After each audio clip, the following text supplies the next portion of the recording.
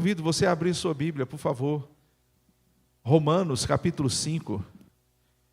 E nós leremos os 5 primeiros versículos deste capítulo 5. Romanos, capítulo 5, a partir do versículo 1 até o versículo 5.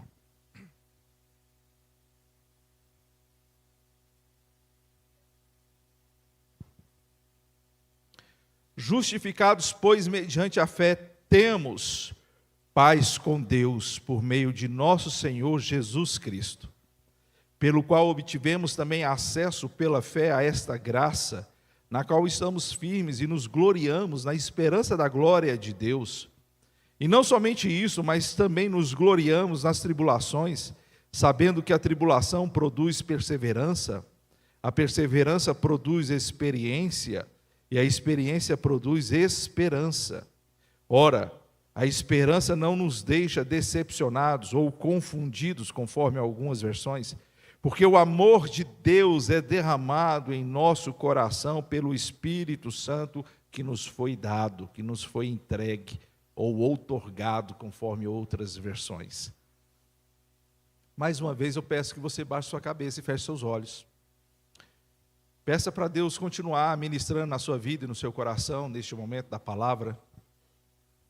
É um expediente em que o Espírito Santo ministra de uma maneira especial.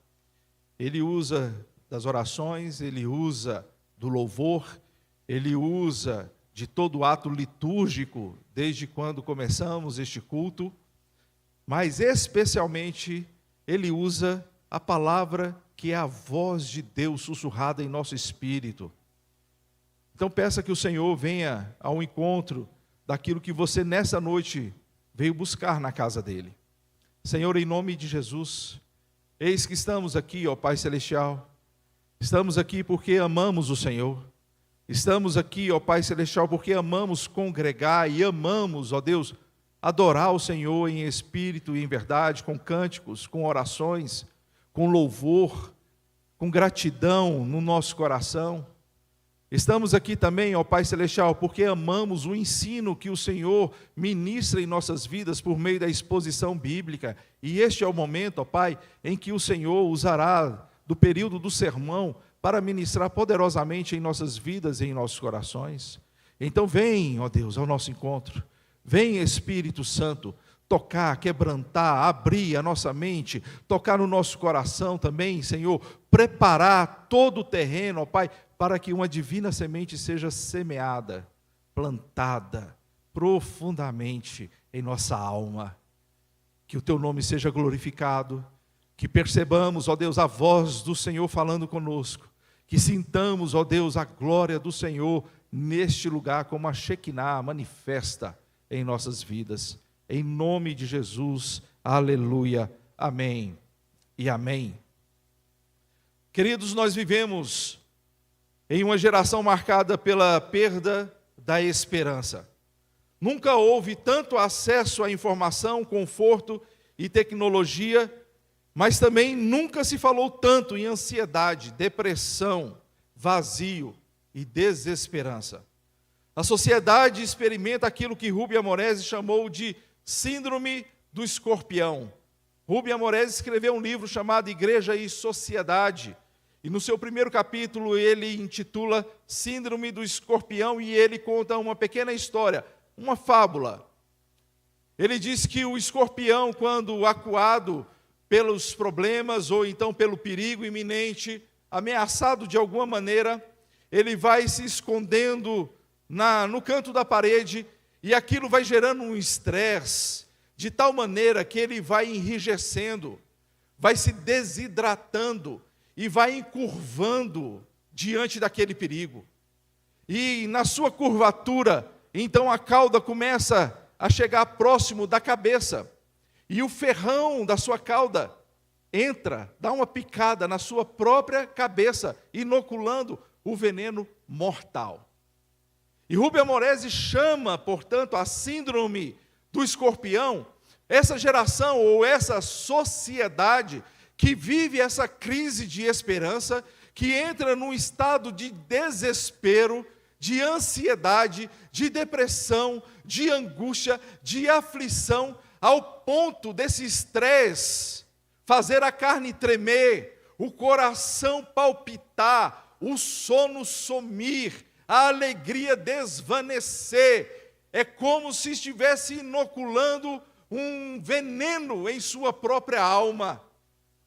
E em vez de buscar algo que lhe dá esperança, acaba a sorte das coisas malfadadas que tem enfrentado, inoculando o próprio veneno em sua alma. Ele disse assim: quando a solidariedade desaparece numa sociedade consumista, superficial, obcecada por sensações novas, resta ao cidadão acuado, sem valores, sem ideais, sem perspectivas e sem esperança, dar uma picada em si mesmo, normalmente na veia. Quando a sociedade perde a esperança, começa a voltar a sua dor para si mesma. Por isso muitas pessoas começam a padecer diante da dor que está enfrentando. Às vezes um luto, às vezes uma dificuldade econômica, às vezes uma dificuldade no casamento, às vezes a dificuldade na família, seja com filhos, parentes próximos, às vezes no trabalho, diante de uma perseguição ou uma indisposição com o colega de trabalho, às vezes na igreja, porque não somos também alheios a isso. Enfrentamos certas dificuldades, inclusive no meio da igreja. Então, diante disso, em vez de procurar uma saída, de procurar algo que lhe dá esperança, começa a voltar a sua dor contra si mesmo. E essa picada na veia é uma referência que simboliza qualquer forma de autodestruição, vícios, escapismos, violência, suicídio mortal e espiritual, moral, melhor dizendo, e espiritual. Veja, por exemplo, os novos vícios, como o uso compulsivo das redes sociais. Veja, por exemplo, o que está muito em alta nesses dias, a questão das apostas eletrônicas, das famosas bets, onde nós estamos tendo uma exposição demasiada ao estímulo imoral para buscar refúgio em uma solução que é pintada para nós, que traz, na verdade, destruição para os corações. E é exatamente nesse cenário que Paulo escreve em Romanos capítulo 5, um cenário parecido como esse no qual nós estamos vivendo. O apóstolo mostra que o evangelho não apenas promete um futuro destino para nós, um destino glorioso, um destino sem nenhuma dor, sem nenhuma lágrima, mas também ele restaura a esperança no aqui e agora. O evangelho, além de nos encher de esperança para o futuro glorioso em Cristo Jesus, também restaura a nossa esperança para vivermos e superarmos os problemas do aqui e agora. As tribulações são inevitáveis. O que decide o futuro do homem, entretanto, é se elas vão produzir esperança ou confusão. A verdadeira espiritualidade, ela é construída ou ela percorre um caminho trilhado, como o apóstolo Paulo mesmo indicou aqui nos primeiros versículos do capítulo 5. Tribulação, perseverança, experiência e esperança. Portanto, este caminho que é trilhado por nós gera uma esperança que nos eleva a confiança em Deus e uma satisfação, um sentimento de satisfação de sermos conduzidos por este Deus zeloso. A verdadeira espiritualidade que é construída neste caminho. E quando este processo é interrompido, sobra apenas confusão. Porque se ele diz que não deixa a gente confundido ou enganado, aí se isso é interrompido, sobra o que é muito confusão. E o grande antídoto para essa autodestruição, para este veneno da síndrome do escorpião da sociedade moderna, não é o triunfo nem a fuga da dor, mas a esperança produzida pelo Espírito Santo no coração daqueles que perseveram em Cristo Jesus. Paulo está respondendo à grande pergunta da humanidade: Como continuar vivendo quando tudo parece desmoronar? Como continuar uma vida de esperança quando tudo parece desmoronar? Como resgatar essa esperança quando cenários e circunstâncias parecem nos apertar contra a parede e o desespero quer nos levar à autodestruição? Eu diria, como nós vencemos essa síndrome do escorpião e conseguimos estimular, desenvolver, fomentar em nossos corações a verdadeira esperança que o mundo não pode dar, que embora instrumentos da sociedade possam nos ajudar, mas só em Cristo Jesus nós temos algo que é definitivo, perene, eterno para nós. Nós vencemos essa síndrome do escorpião e essa inclinação para a autodestruição com as coisas do desespero, porque nós temos, em primeiro lugar, paz com Deus. Temos paz com Deus. O versículo diz: justificados, pois, mediante a fé, nós temos o quê? Paz com Deus, por meio de nosso Senhor e Salvador, Jesus Cristo. Nós temos paz com Deus. O maior problema da humanidade não é econômico, não é emocional, não é social, não é psicológico. O maior problema da humanidade é espiritual. Gênesis mostra essa ruptura, quando a humanidade, representada por Adão e Eva, caiu em pecado, transgrediu contra o Senhor, ofendeu a sua santidade e se afastou de Deus deliberadamente. E de lá para cá, tudo isso tem contribuído para as mazelas que nós testemunhamos nessa vida. Tudo isso tem contribuído para as coisas que angustiam e afligem os nossos corações. Isaías, o profeta messiânico, vai ser bem assertivo e pontual quando ele diz que os nossos pecados nos fazem separação entre nós e o nosso Deus. O apóstolo Paulo vai dizer que nós somos filhos da desobediência e estamos debaixo da ira de Deus. Aqui mesmo em Romanos, ele fala que a ira do Senhor se manifesta do céu contra toda impiedade. Logo, o ser humano, sem Cristo Jesus, ele não está num relacionamento pacífico, ele não está num relacionamento amoroso, ele não está num relacionamento amigável, ele está debaixo da ira de Deus. E quando nós estamos debaixo da ira de Deus, não sobra esperança para vencermos a síndrome do escorpião.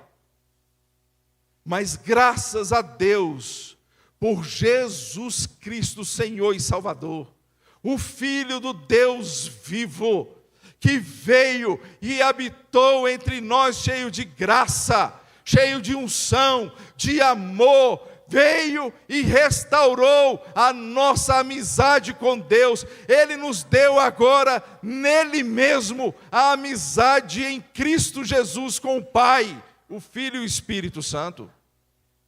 Agora nós somos filhos amados. Agora nós gozamos de um amor com Deus e de uma graça desse nosso Senhor e Salvador Jesus Cristo. O castigo que nos trouxe a paz estava sobre ele. Cristo não apenas oferece essa paz interior no nosso coração, mas ele remove a inimizade. Agora Deus já não é o nosso juiz condenador, mas nosso Pai querido. E nenhuma condenação há para aqueles que estão em Cristo Jesus. Nós temos paz com Deus. Nós podemos descansar em Deus. A pior coisa que tem é a tribulação, quando nós estamos acuados pelos problemas e não conseguimos aquietar o nosso coração, porque ainda achamos que estamos de alguma maneira debaixo de uma ação condenatória de Deus. O que eu fiz? Será que eu joguei pedra na cruz?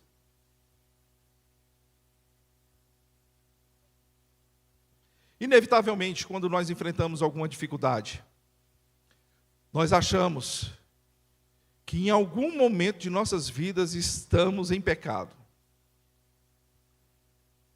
E, eventualmente, problemas que nós enfrentamos é, sim, resultado de pecado.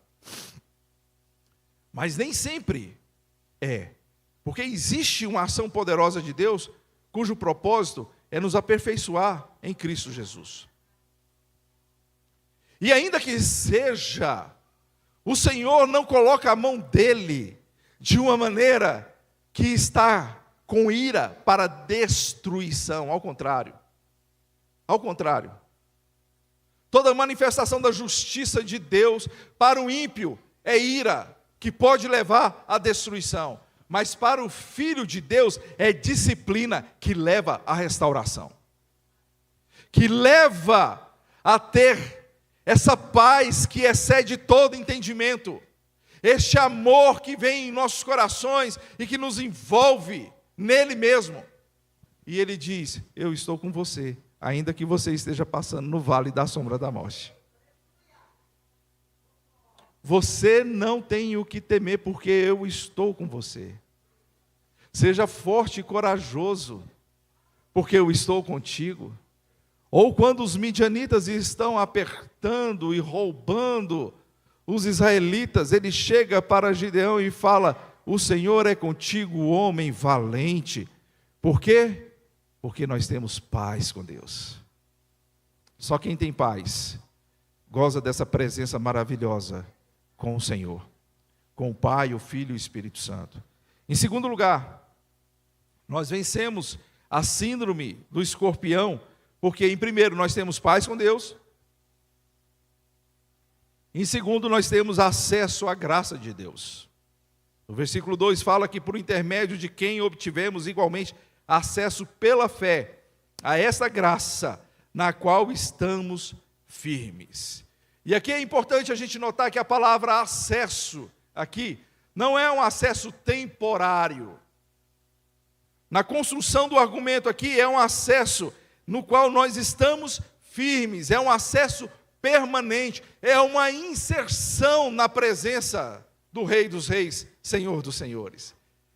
Paulo, na construção do seu argumento aqui, ele usa uma palavra que é a mesma daquele que vai introduzir alguém à presença do Rei. E quando introduz a presença do Rei, ele acha graça e misericórdia para socorro oportuno. Esse é um entendimento do Evangelho, tal qual o escritor aos Hebreus fala que nós devemos confiadamente adentrarmos na presença do Senhor para acharmos graça e misericórdia para socorro oportuno. É esse acesso que só Cristo Jesus pavimentou para nós. Ele tirou todas as barreiras, o véu foi rasgado. Agora nós adentramos na presença do Senhor e somos agraciados com a ministração dele sobre nossas vidas. Tome, por exemplo, o tabernáculo como sombra passada das coisas que viriam a acontecer. O tabernáculo tem o pátio externo, onde tem o altar do holocausto, onde tem o lugar onde se oferece o sacrifício. Então, quando nós queremos nos adentrar à presença de Deus, lá no Santo dos Santos, primeiro precisamos passar pelo lugar do sacrifício. E esse sacrifício já foi feito por Jesus Cristo, o Cordeiro de Deus, que tira o pecado do mundo. Esse sacrifício foi o próprio Senhor Jesus Cristo que ofereceu-se a si mesmo, para nos dar paz com Ele e agora acesso a uma graça de Deus, percorrermos este trilho de acesso ao Pai Celestial. É o nosso coração entregue a Jesus Cristo, porque Romanos capítulo 12 fala que a nossa vida é um sacrifício vivo diante do Senhor. Portanto, é a nossa vida entregue aos cuidados do Senhor, cujo sacrifício no altar do holocausto foi justamente para nos dar acesso à graça de Deus. Aí nós adentramos no santo lugar. Você sabe, o tabernáculo, eu estou falando aqui a linguagem que você vai relembrar, principalmente se você é assíduo da nossa escola bíblica dominical. Você vai saber que o tabernáculo tem 3 principais partes: o pátio, o santo lugar e o santo dos santos. No santo lugar, nós temos agora temos o incensário, temos a menorá ou o candelabro e temos a mesa da proposição com os pães da proposição. É o lugar onde nós nos alimentamos da palavra de Deus, onde nós recebemos luz para nós conseguirmos ter os olhos desvendados e contemplarmos as maravilhas da palavra do Senhor, e onde nós apresentamos as nossas orações depois de ter passado pelo sacrifício, porque não tem oração sem sacrifício. É por isso que é difícil orar de madrugada, é por isso que é difícil levantar cedo e vir para a igreja, é por isso que é difícil você fechar seus olhos e concentrar para evitar pensamentos intrusivos e elevar o seu pensamento. Você tem que ter passado primeiro pelo altar do holocausto e deixado a sua carne lá, no fogo do Espírito Santo. Aí você chega no Santo dos Santos e você se alimenta da palavra, você é iluminado pelo Espírito Santo para compreender essa palavra, e você lança no incensário as suas orações, e todo aquele ambiente fica cheio de uma nuvem que tipifica a glória de Deus, a presença de Deus. Só que nós não queremos apenas isso, nós não queremos apenas sacrifício, nós não queremos apenas oração diante do Senhor, nós queremos ouvir a Deus, nós queremos receber dEle graça e misericórdia para socorro em tempo oportuno. Agora você está entendendo o texto de Hebreus confiadamente, porque você não consegue percorrer este caminho sem o sacrifício de Jesus Cristo. Então você tem que confiar em Jesus Cristo para andar neste caminho e entrar nessa presença de Deus. Aí você vaza o véu e entra no Santo dos Santos, onde tem a Arca da Aliança e a presença do Senhor é manifesta. É o lugar da intimidade, é o lugar do consolo, é o lugar onde a presença do Senhor é manifesta, é o lugar onde o Senhor cura os corações, é o lugar onde Ele fala conosco. Lembra de Zacarias, o pai de João Batista, quando ele entrou no Santo dos Santos, teve um encontro com o anjo do Senhor, falou do nascimento de João Batista por Isabel, a sua esposa, que era estéril, e por ele não ter acreditado, ele ficou mudo. Quando ele saiu, todos aguardavam que ele falasse alguma coisa, mas perceberam que ele estava mudo, porque todo sumo sacerdote que saía da presença de Deus, ele tinha recebido uma porção de orientação para o seu povo, ele tinha recebido uma palavra profética, ele tinha recebido algo que iria transformar graça e misericórdia em socorro bem presente para aquele povo. E quando nós estamos em Cristo Jesus, nós temos paz com Deus, e nós temos acesso a essa graça na qual nós estamos firmes. Você precisa ter consciência disso, porque às vezes o tormento da meritocracia te tira a paz. Você acha que tudo tem que ser por você. Você acha que é a quantidade de campanhas que você faz. Você acha que é a quantidade de madrugadas que você levanta. Você acha que é a quantidade do esforço seu para Deus de alguma maneira olhar dos céus e perceber você como Zaqueu naquela árvore cheia de espinhos, gritando: olha para mim, olha para mim, olha para mim. E eu quero dizer para você que, conquanto disciplinas espirituais são importantes no desenvolvimento da nossa salvação, conquanto disciplinas espirituais são importantes para o desenvolvimento da nossa piedade, para mortificar a nossa carne, para nós termos uma vida devocional, para nós termos uma vida que se apresenta na presença de Deus, eu quero dizer para você que é pela graça de Deus e não pelos seus méritos que Ele vai te livrar de toda angústia. Hoje na escola dominical, uma aula muito bem dada pelo pastor Daniel Deusdete. Carinhosamente eu o chamo de Deto. Não sei se você já o chamou de pastor Deto. Pode chamar. Onde Lucas 17 e 18, e entre toda a exposição ali, chegou em um ponto em que está o publicano e o fariseu. Aquele que ora de maneira arrogante, de maneira altiva, de maneira que pensava só sobre si mesmo e ainda desprezava os outros, e aquele outro que batia no peito e fala: Senhor, tem misericórdia de mim, porque eu sou pecador. E Jesus Cristo usou esse episódio e essa história para ensinar que é a graça de Deus que olha para nós, que toda altivez, todo orgulho, toda soberba cai por terra diante do Todo-Poderoso. Paulo sabia muito bem disso, Efésios capítulo 2, ele fala que pela graça de Deus nós somos salvos, e isso não vem de nós, é dom de Deus, para que ninguém se glorie. Eu quero dizer para você, a síndrome do escorpião será vencido, porque você tem acesso à graça de Deus. Descanse nos braços do Pai, descanse no Senhor, porque Ele está aqui para ministrar em sua vida. Não deixe o tormento da meritocracia, achar que você está sendo sempre insuficiente, sempre insuficiente, sempre insuficiente, porque nós não somos nada, nós não conseguimos nada, mas quando o Senhor nos visita, Ele nos entrega tudo, Ele nos abençoa e nos livra de toda angústia e restaura a esperança em nossos corações.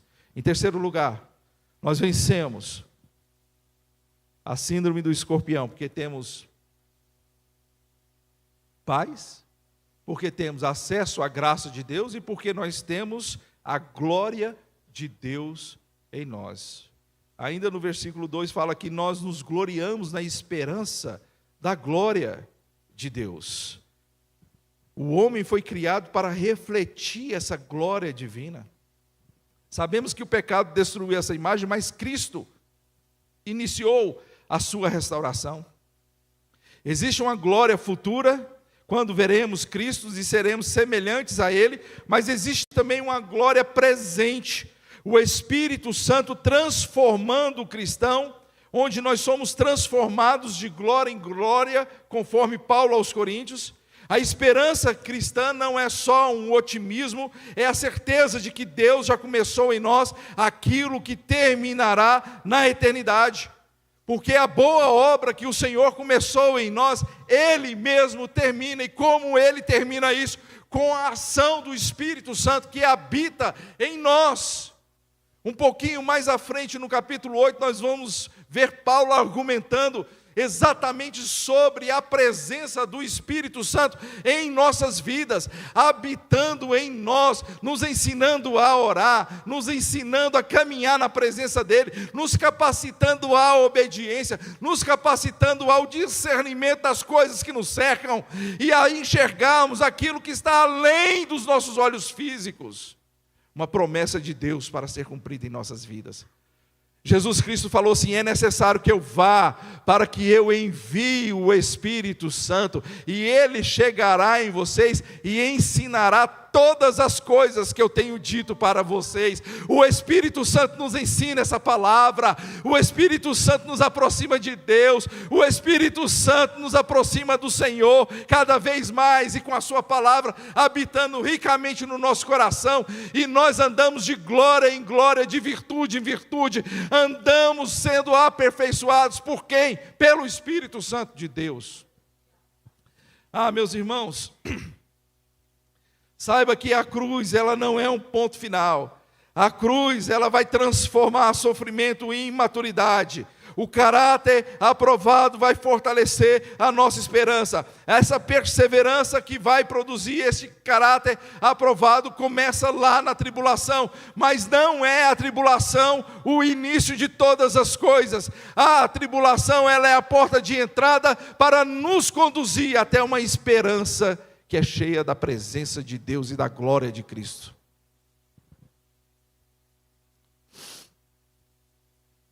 Isso me faz entender que tudo que eu enfrento na vida, que tudo que você enfrenta na vida, preste atenção. Ei, preste muita atenção. Em Romanos capítulo 8, versículo 24, o apóstolo Paulo vai falar que todas as coisas cooperam para o bem daqueles que amam a Deus, daqueles que foram chamados segundo o seu propósito. E que propósito é esse? Qual é o propósito de Deus? Quando nós falamos a palavra propósito, inevitavelmente nós orbitamos em dois polos. Ou o que, ou então como. O que eu tenho que fazer? Qual é o propósito pelo qual eu tenho que viver? Qual é o propósito da minha vida para fazer no reino de Deus? Qual é o propósito que eu tenho que fazer na minha vida enquanto um ser humano aqui nessa terra que reflete a glória de Deus? Como? Uma vez que nós achamos o quê, aí perguntamos como. E como que eu vou fazer isso? Só que o propósito de Deus não é nem o quê e nem como. É quem Deus está forjando na nossa vida. É a nossa vida sendo transformada por tudo que nos cerca. É a nossa vida sendo aperfeiçoada pela manifestação da glória de Deus em nós. Se o Espírito Santo habita em nós, se nós, usando a palavra do apóstolo Paulo aos Coríntios, somos lavouras de Deus, edifícios de Deus, onde Ele trabalha, semeia, constrói, edifica nossas vidas, então não é o que eu tenho que fazer e nem como eu tenho que fazer, mas é em quem eu estou me tornando diante desse Deus. Qual é o Marcelo que problemas, dificuldades, aflições tem sido forjado pelo Espírito Santo neste mundo? Quem você tem se tornado quando enfrenta uma tristeza? Quem você tem se tornado quando você enfrenta uma decepção? Quem você tem se tornado quando você enfrenta uma contrariedade? Quem você tem se tornado quando você enfrenta um baque, um prejuízo? Quem você tem se tornado? Aí, quando nós entendemos que nós temos um propósito de sermos transformados à imagem e semelhança de Deus, a perfeita varonilidade de Jesus Cristo, a estatura deste varão perfeito, tudo aquilo que nos acontece coopera para o nosso bem, porque estamos sendo transformados à imagem de Jesus Cristo. Percebe agora? Percebe que a doença pode ser um instrumento para glorificar o nome de Deus na sua vida? Percebe que a crise relacional, seja conjugal ou qualquer outra esfera, pode ser um instrumento para te aperfeiçoar e se tornar mais parecido com Deus, com Jesus Cristo? Então todas as coisas cooperam para o bem daqueles que amam a Deus. Em último lugar, para finalizar a minha mensagem, nós estamos meditando aqui sobre como nós podemos vencer a síndrome do escorpião, renovando a esperança no nosso coração. E a minha proposta é que nós vencemos porque temos paz com Deus, porque nós temos acesso à graça de Deus, porque nós temos a glória de Deus agindo em nós, o Espírito Santo agindo em nós. Em último lugar, nós temos o amor de Deus derramado em nossos corações. No versículo 5 do capítulo 5. Porque o amor de Deus é derramado em nosso coração pelo Espírito Santo que nos foi dado. O amor de Deus é derramado em nosso coração pelo Espírito Santo que nos foi dado. Paulo vai encerrar esse período aqui da palavra, mostrando a fonte da esperança. Ela não nasce da força emocional, ela não nasce das circunstâncias, ela nasce da experiência com o amor de Deus. É o amor de Deus sendo derramado em nossos corações. Não é a conta gotas, mas é derramado. Não é mirrado, mas é transbordante, é abundante em nossas vidas. Por isso o Espírito Santo testemunha continuamente que nós pertencemos ao Pai Celestial. O próprio Espírito testifica com o nosso espírito que somos filhos de Deus e chamamos Abba Pai.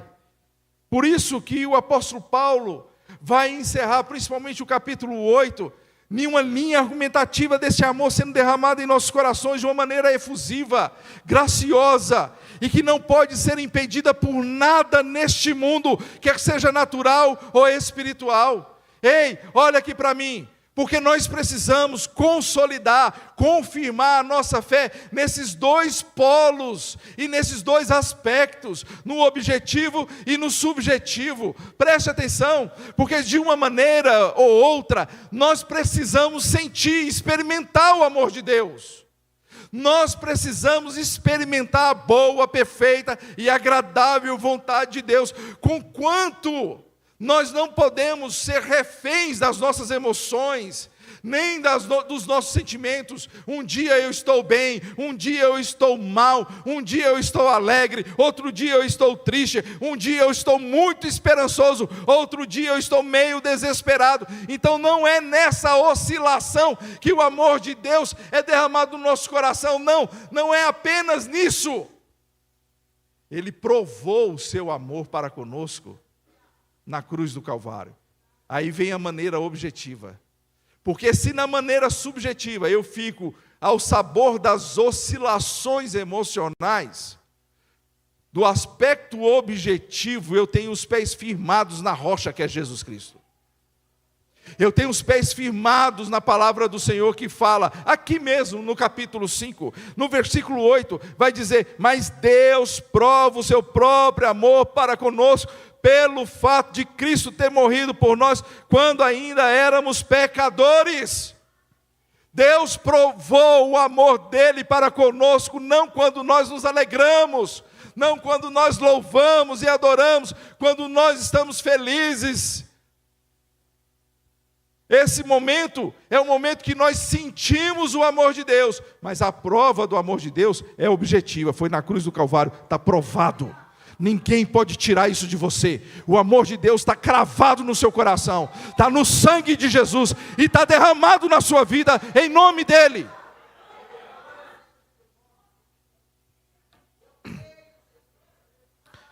Mas nós enfrentamos dificuldades. E quando Deus opera o amor dele em nossas vidas, abrace, sinta o carinho de Deus, o cuidado de Deus. Como um bom pastor carregando você no colo, nos braços fortes, olhando para você com amor, respondendo orações, ministrando uma palavra profética sobre a sua vida, confirmando alguma coisa. Você pode ter entrado aqui pedindo a confirmação de Deus para a sua vida, em nome de Jesus, que hoje você receba essa confirmação no seu coração. Isso é um aspecto subjetivo, e nós precisamos deste amor de Deus, nós precisamos deste amparo de Deus, nós precisamos deste carinho de Deus. Chore na presença dEle, derrame o seu coração na presença dEle, mas fortaleça este amor com o aspecto objetivo, com a palavra de Deus que nos fala que nós somos mais que vencedores, e é com ela que eu quero encerrar a minha ministração. Se você avançar um pouquinho as suas páginas da Bíblia, no capítulo 8 de Romanos.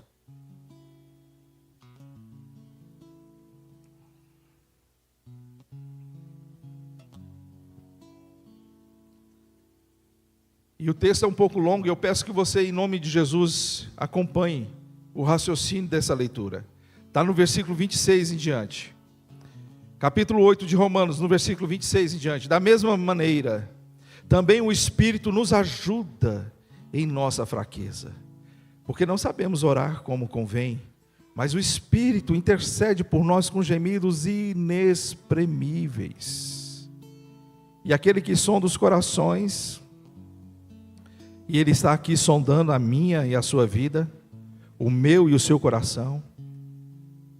Ele sabe qual é a mente do Espírito, porque intercede pelos santos de acordo com a vontade de Deus, e nós sabemos que a vontade de Deus é boa, perfeita e agradável. E esse Deus que está aqui pelo Espírito Santo, ainda que recolhendo nossos gemidos inexprimíveis, Ele fala que todas as coisas cooperam para o bem daqueles que amam a Deus, e eu amo a Deus, e você ama a Deus. Então todas as coisas que nós estamos enfrentando vão cooperar para o nosso bem. Isso é uma palavra poderosa do Senhor. Não que todas as coisas são boas em si mesmas, mas que elas cooperam para o nosso bem, mesmo quando são coisas ruins.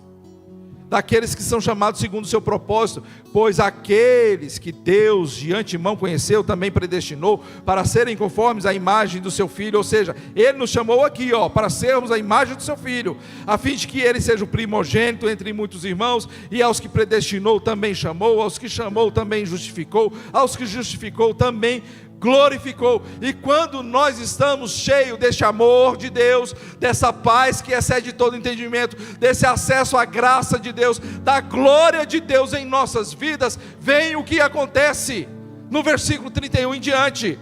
Que diremos então à vista dessas coisas? Se Deus é por nós, aquele que não poupou seu próprio filho, mas por ele nos entregou, será que não nos dará graciosamente com ele todas as coisas? Quem tentará acusação contra os eleitos de Deus? Porque é Deus quem os justifica.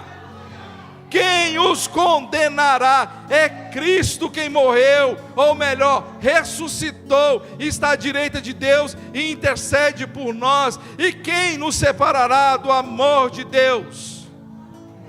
Será tribulação, será angústia, perseguição, fome, nudez, perigo, espada? Será isso? Em todas essas coisas somos mais que vencedores por meio daquele que nos amou. Porque eu estou bem certo de que nem a morte, nem a vida, nem os anjos, nem os principados, nem as coisas do presente, nem do porvir, nem os poderes, nem a altura, nem a profundidade, nem qualquer outra criatura poderá nos separar do amor de Deus que está em Cristo Jesus nosso Senhor.